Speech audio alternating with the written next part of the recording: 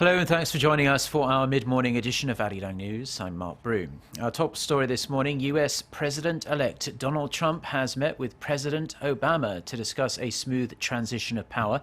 It was the first time the two men have ever met face-to-face. Sitting down at the White House on Thursday, Obama promised to do everything to help his successor succeed. Park Jong-hong starts us off. The 90-minute meeting took place in the Oval Office with no aides in attendance.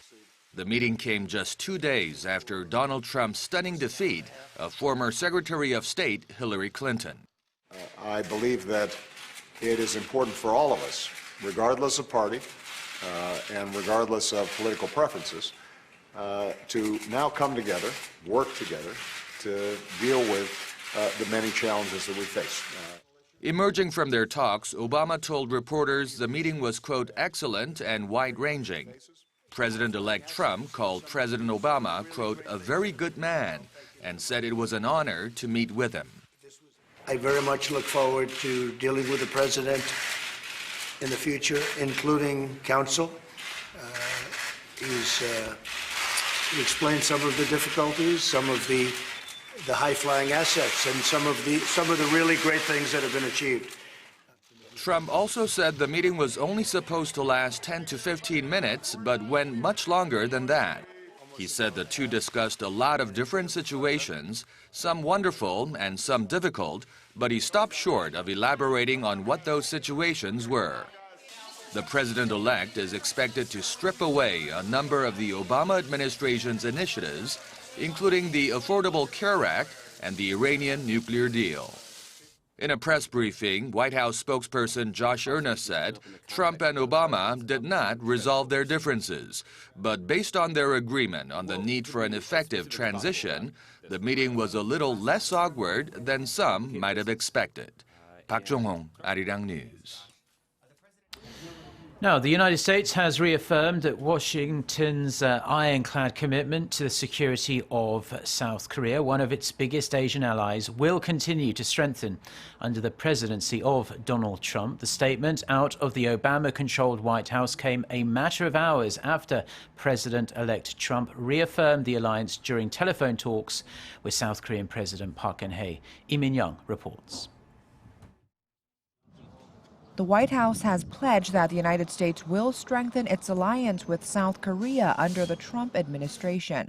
White House Press Secretary Josh Earnest said at a briefing this week that there's a Democratic and Republican tradition to strengthen Washington's alliance with South Korea, adding that the decades-long partnership supersedes any individual presidency or political party.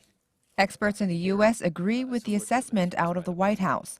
Donald Manzullo, president of the Korea Economic Institute, said at a conference on Thursday that the U.S.-South Korea alliance will remain strong under Trump, saying the relationship between South Korea and the U.S. is unusual and nobody wants to see the quality of it impaired. Trump's victory has cast uncertainty over diplomatic relations between Seoul and Washington as he made a series of controversial remarks during his campaign over U.S. security commitments overseas. The remarks raised concerns that there could be a policy discontinuity in many areas, including North Korea, which requires a strong and united front by South Korea and the U.S. Trump's win also threw into doubt the fate of the free trade agreement between the two countries, as the president-elect has denounced it as a job-killing deal and vowed to scrap or drastically change the pact. Lee Min-young, ARIRANG News. Now, in other news, Korea's National Assembly is holding a plenary session to quiz government officials on the power abuse scandal that's gripped the nation. Lawmakers from the ruling Saenuri Party are not attending the session, but 12 lawmakers from the main opposition Democratic Party of Korea and the minor opposition People's Party, they are in attendance. A total of 19 government officials will be grilled, including Prime Minister Hwang Kyo-an. The so-called emergency questioning on current affairs comes after 50 54 main opposition party lawmakers submitted a request to the Assembly Speaker earlier this week. The main opposition party is continuing to pile pressure on President Park Geun-hye to step away from all state affairs and hand control over to a new prime minister. It has pledged to push through with activities outside of the National Assembly, gearing up to take part in a candlelight vigil set for Saturday evening in central Seoul. Education Minister Lee Jun-sik, who also serves as Vice Prime Minister, is expected to make a statement this afternoon asking the public to protest peacefully. The organising committee of the vigil expects at least 500,000 people to take part. Now, this news just coming in. The Bank of Korea has kept its key rate steady at 1.25% for November. This marks the 5th consecutive month the central bank has left its rate unchanged after a rate cut in June.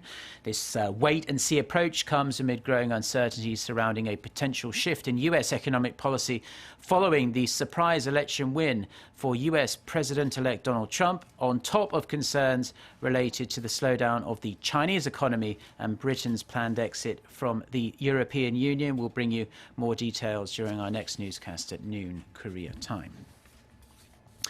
China's e-commerce giant Alibaba got off to an amazing start on Singles Day, the world's biggest one-day shopping event. Alibaba recorded a staggering $1 billion worth of sales within the first 5 minutes of the event kicking off, and an eye-watering $5.2 billion within the first hour. Now, that figure already tops Alibaba's total sales for the whole of Singles Day back in 2013. Alibaba is expected to post sales of over $18 billion this time around, up from last year's $13 billion.